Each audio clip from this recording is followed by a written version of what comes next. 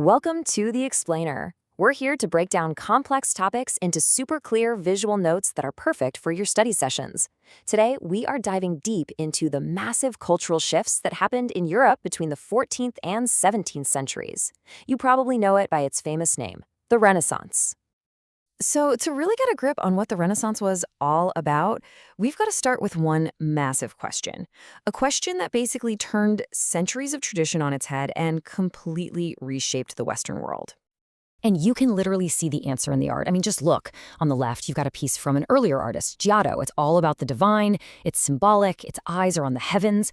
But on the right, that's a self-portrait by Leonardo da Vinci. It's so realistic, it's deeply personal, it's all about the human experience. That right there, that's the Renaissance in a nutshell.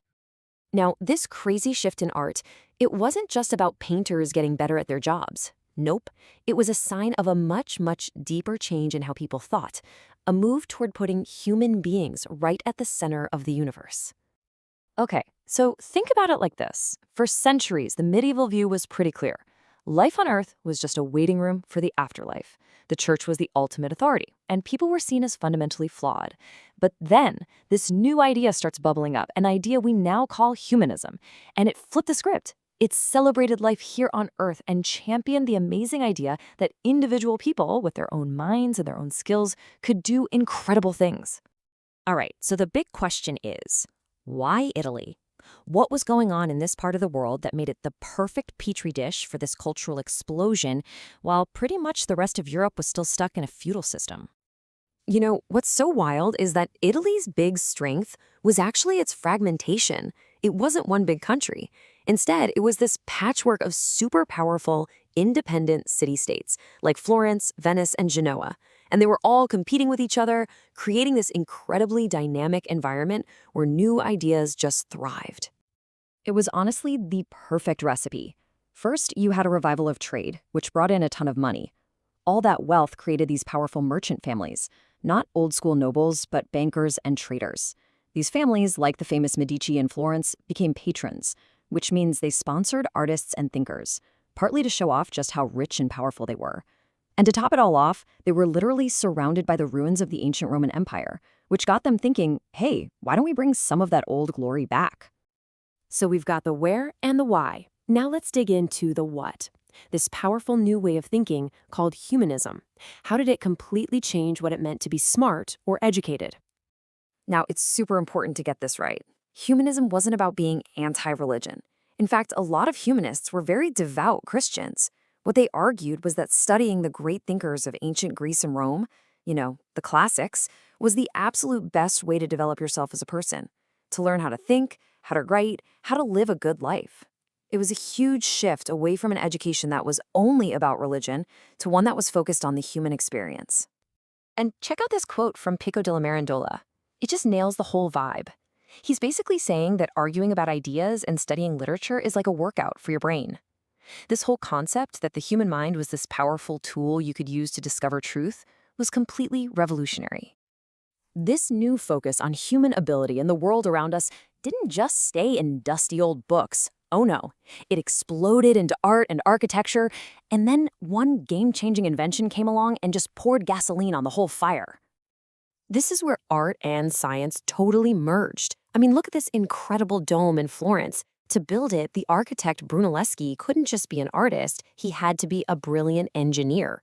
Artists during the Renaissance basically became scientists. They studied geometry to figure out perspective, and they even dissected bodies to truly understand human anatomy. It was this amazing fusion of creativity and scientific study. But believe it or not, the single most revolutionary creation to come out of this entire era, it wasn't a sculpture, it wasn't a painting, and it wasn't a building. It was Johannes Gutenberg's printing press. Think about it. Before 1455, if you wanted a book, a monk had to copy it by hand, which could take months. Suddenly, you could print hundreds of copies in a week.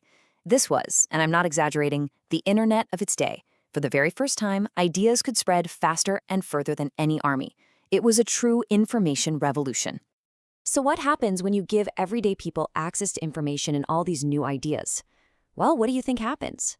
They start to question authority. And in this case, they started questioning the biggest authority there was, the church. It was like a domino effect, really. Humanist thinkers like Erasmus went back and read the original Greek scriptures, and they found a bunch of errors in the church's official Latin Bible. Then guys like Martin Luther started publicly challenging the church's practices, and thanks to the printing press, his arguments went viral all across Europe, completely shattering the religious unity of the continent and kicking off decades of brutal conflict.